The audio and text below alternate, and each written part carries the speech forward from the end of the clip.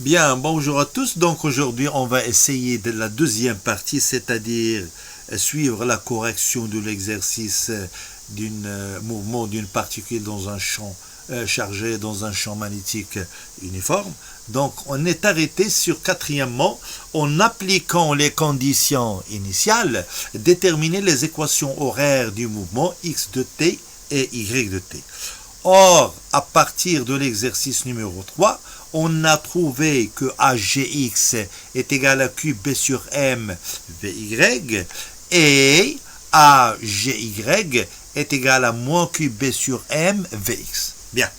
Donc, on aura ici, comme vous voyez, ici on a l'accélération suivant l'axe des X et la vitesse suivant l'axe des Y. Et ici, l'accélération suivant l'axe des Y et la vitesse suivant l'axe des X. Donc, on connaît que Vx c'est d de x sur dt, d'accord? Et AGY c'est d de v de y sur dt. AGX c'est d de v de y, d de v de x sur dt. Et VY c'est d de y sur dt. Donc, on va essayer maintenant, à partir de ces deux équations-là, de déterminer les équations horaires x de t et y de t.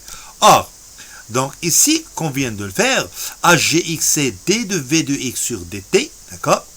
Et AGX, c'est QB sur M VY.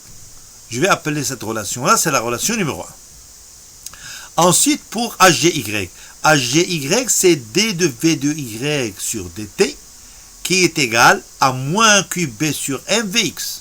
Et ça, c'est la relation numéro 2. Bien. Bon, maintenant, regardez, en appliquant les conditions initiales, on détermine les équations horaires du mouvement x de t et y de t à partir de ces deux relations-là.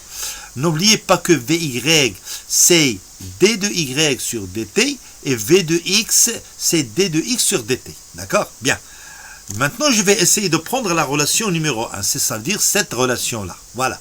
Donc, par cette relation-là, je vais prendre ici d de v de x, c'est celle-là, sur dt est égal à qb sur m d de vy. Ah, maintenant je vais intégrer ici d de v de x sur dt, ici, par intégration, voilà. L'intégrale de d de v de x sur dt, on a qb sur m, c'est une constante, je peux le sortir de l'intégrale, et il vaut d de y sur dt. L'intégrale de d de y sur dt et l'intégrale de v de x sur dt, ça sera ici, ça sera v de x est égal à qb sur m, l'intégrale de d de y, c'est y, plus une constante. C'est-à-dire, cette constante-là, je vais essayer de le déterminer à partir des conditions initiales. Bien. Bon, à l'instant de maintenant, je vais appliquer les conditions initiales pour déterminer la vitesse suivant l'axe des x en fonction de y. D'accord? Bien. Les conditions initiales, à un instant t égale à 0, d'accord? On a v de x égale à 0, c'est-à-dire il n'y a aucune vitesse suivant l'axe des y, et y est égal à 0. Je vais le remplacer dans mon équation, voilà, et on détermine que C1 est égal à 0, d'où vous obtenez que v de x est égal à qb sur m y, c'est-à-dire la constante C1 est égale à 0. Bien. Bon, maintenant, regardez, v de x c'est quoi? Ça, je vais l'appeler la relation numéro 3. Donc, je vais prendre maintenant la relation numéro 2. Voilà. La relation numéro 2, c'était quoi? C'était d de v de y sur dt est égal à moins qb sur m v de x. Mais v de x, je viens de le remplacer ici, je viens de le reprendre. Je vais remplacer v de x par qb sur m y. Donc, ça sera qb sur m y que multiplié qb sur m. Voilà, ça sera moins, en fait, moins, d'accord, qb sur m au carré, v de x qui est égal, v est égal à y. Voilà. Donc, j'aurai ici la dérivée d au carré de y sur dt au carré, c'est-à-dire, ça c'est quoi? d de v de y sur dt, c'est la dérivée seconde par rapport au temps. V de y, c'est quoi? V de y, c'est d de y sur dt. Je vais le remplacer ici, v de y par d de y sur dt. Et on obtient la dérivée seconde par rapport au temps du y, moins qb sur m. Je remplace v de x par sa valeur. D'accord? Voilà, regardez ici, c'est qb sur m. Voilà, j'aurai v de x, je vais le remplacer ici par cette valeur-là, et vous obtenez ici moins QB sur M au carré Y. D'où j'aurai la dérivée seconde par rapport au temps de Y est égale à moins QB sur M au carré de Y. D'accord? Voilà, c'est une équation ici, comme vous le voyez, c'est une équation différentielle qui admet comme solution y est égal à ym cosinus de oméga t plus phi. Maintenant, je vais prendre dérivée deux fois. Je vais prendre y, je vais le dériver la première fois. Voilà, la dérivée de y par rapport au temps, ce sera moins la dérivée du cosinus de oméga, c'est moins oméga sinus de oméga t. Voilà, donc ce sera moins oméga ym sinus de oméga t plus phi. La dérivée seconde elle-même, voilà, la dérivée seconde par rapport à y, c'est-à-dire je vais dériver celle-là. La dérivée, ça c'est une constante. Dérivée du sinus de oméga t plus phi, c'est oméga cosinus de oméga t plus phi. Ça sera moins oméga au carré ym cosinus de oméga t plus phi. Ym cosinus de oméga t plus phi, c'est y. Donc ça sera moins oméga au carré de y. Et ça sera ici d au carré, la dérivée seconde de y par rapport au temps est égale à moins oméga au carré, voilà, de y. Voilà, c'est une équation différentielle, bien sûr. Bien, bon, je vais écrire l'équation différentielle. Bon, on a la dérivée seconde par rapport au temps, est égale à moins qb sur m au carré de y. Et ici, la dérivée est égale à moins oméga au carré y. Voilà, je peux écrire l'égalité entre les deux. Voilà, et je peux déterminer enfin que oméga, je simplifie y avec y et oméga avec oméga, et je ferai la racine carrée et je tiens oméga est égal à qb sur m. Bien. Bien. Les conditions initiales. Un instant t égale à 0, on a la vitesse suivant l'axe dy est égale à v0, qui est positif. Et y de 0 est égal à 0. Je vais le remplacer par sa valeur, d'accord? Et je vais déterminer v0, d'accord, qui est égal moins y moins oméga ym sinus de oméga fois 0 plus phi. Oméga fois 0, ça sera sinus de phi. Donc y de 0 est égal à ym cosinus de oméga fois 0 plus phi est égal à 0. D'accord? Ça, je vais le remplacer pour vy, c'est v0. Et ça, c'est pour y, je remplace par sa valeur. Donc, il vous reste à ce moment-là moins ym sinus de phi égale à v0. D'accord? Et ym cosinus de phi est égal à 0. Ici, je ne peux pas juger. Tout ce que je connais, ce ym cosinus de phi est égal à 0. Donc, le cosinus de phi est égal à 0. Bon, si le cosinus de phi est égal à 0, alors phi, il peut avoir soit pi sur 2, soit moins pi sur 2. Donc, cosinus plus moins pi sur 2 égale à 0. Donc, phi est égal à pi sur 2 et phi est égal à moins pi sur 2. Bien, maintenant, je ne peux pas avoir de phase. Je vais essayer la une des deux, soit pi sur 2, soit moins pi sur 2. À ce moment-là, je vais essayer de sélectionner avec V0, avec la vitesse. Eh bien, comme vous le voyez que V0, il est positif, d'accord? Donc, j'aurai sinus de phi, pour que ce terme-là, moins i oméga ym sinus de phi sera positif, il faut que le sinus de phi sera négatif. Négatif avec négatif va vous donner positif. Le sinus de phi est négatif, alors je peux avoir phi est égal à moins pi sur 2, car le sinus de moins pi sur 2 est égal à moins 1. Bien, maintenant je vais remplacer phi par sa valeur dans V0. Voilà.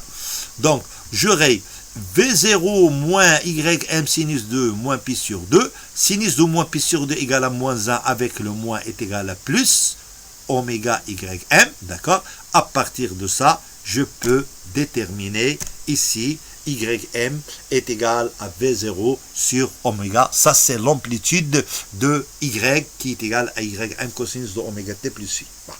Donc, on vient de déterminer maintenant notre solution de l'équation. Ça sera y est égal à ym qui est égal à V0 sur oméga cosinus de oméga t plus phi. Avec phi, c'est moins pi sur 2. Le cosinus de oméga t moins pi sur 2, c'est sinus de oméga t, d'où y de t est égal à V0 sur oméga sinus de oméga t. Et je viens de déterminer l'équation y de t suivant l'axe des y.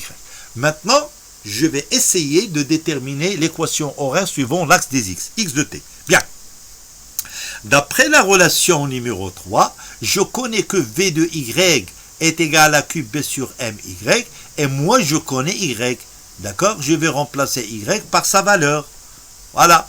Donc, v de x est égal à cube b sur m v0 sur oméga sinus de oméga t. Or, on sait bien que ici je peux simplifier. C'est cube b sur m oméga est égal à 1. C'est-à-dire, je peux avoir ici d de x c'est d de x, v de x c'est d de x sur dt.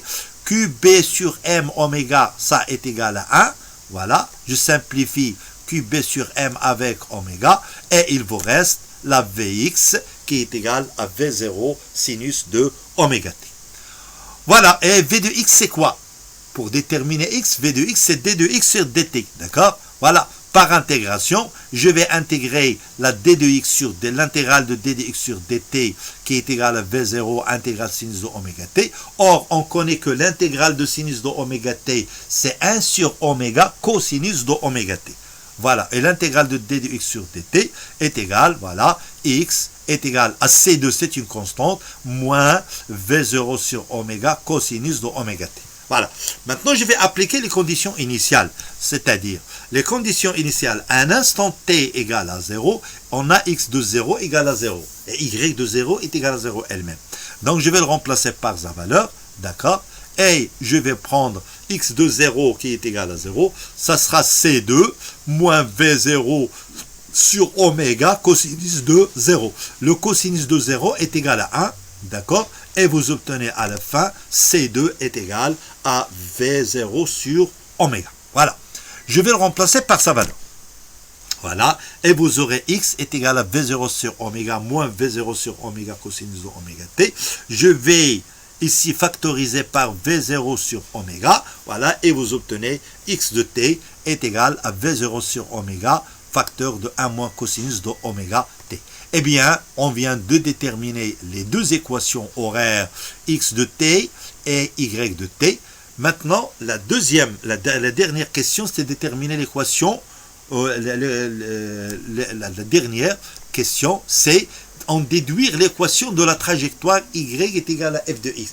Et comme vous le voyez dans le schéma y en fonction de x, c'est une trajectoire qui est circulaire. C'est l'équation d'un cercle. Maintenant, à partir de x de t et y de t, on va essayer de déterminer l'équation de la trajectoire. On connaît que x égale à V0 sur oméga moins V0 sur oméga cosinus de oméga t, et y est égal à V0 sur oméga sinus de oméga t. Voilà. Je vais prendre ici, V0 sur oméga de l'autre côté, parce que j'aurai le sinus et le cosinus, et comme vous le voyez ici, vous aurez V0 sur oméga, V0 sur oméga. Je vais essayer de prendre le cos carré et le sin carré pour obtenir le 1. C'est pour cela que je viens de prendre V0 x moins V0 sur oméga est égal à moins V0 sur oméga cosinus de oméga t et y égale. Maintenant, je vais prendre le tout au carré. Je vais prendre le carré. Bon, ici, comme vous le voyez, moins V0 ici, hein, ça sera positif, moins V0 sur oméga au carré, c'est V0 au carré sur oméga, d'accord? Donc, comme vous le voyez ici, je vais factoriser, hein, ici c'est le moins 1 au carré, ça sera 1 au carré, donc je peux écrire à ce moment-là, je ferai la somme, donc x moins V0 sur oméga au carré plus y au carré, et je vais factoriser par V0 sur oméga au carré. V0 au carré, V0 sur oméga, le tout au carré, cos carré plus sin carré, hein, cos carré plus sin carré est égal à 1 que multiplié V0 sur oméga, voilà, et je détermine ici, dans ce cas-là, x moins V0 sur oméga au carré plus y au carré est égal à V0 au carré, V0 sur oméga au carré, c'est l'équation d'un cercle. L'équation d'un cercle, c'est quoi? C'est x moins x0 au carré plus y moins y0 au carré est égal à r au carré. Donc, dans notre cas-là, l'équation, c'est l'équation de la trajectoire d'un cercle. Hein, voilà. Quand vous le voyez, le centre C, hein, C, c'est quoi? Ça sera ici, x, ce sera V0 sur oméga. Et ici, vous aurez y moins 0. Donc, ça sera V0 sur oméga. 0, c'est le centre d'un cercle. Et le rayon R qui est égal à V0 sur oméga. Équation d'un cercle de rayon R est égale à V0 sur oméga. Et de centre C est égal à V0 sur oméga. 0. Donc, comme vous le voyez ici, si c'était le rayon R est égal à V0 sur oméga, et nous, on connaît bien sûr que V0 est égal à R oméga, c'est la vitesse, la relation qui existe entre la vitesse linéaire et la vitesse angulaire dans le cas d'un mouvement circulaire uniforme. Merci de votre attention et on se verra la séance prochaine. Inch'Allah.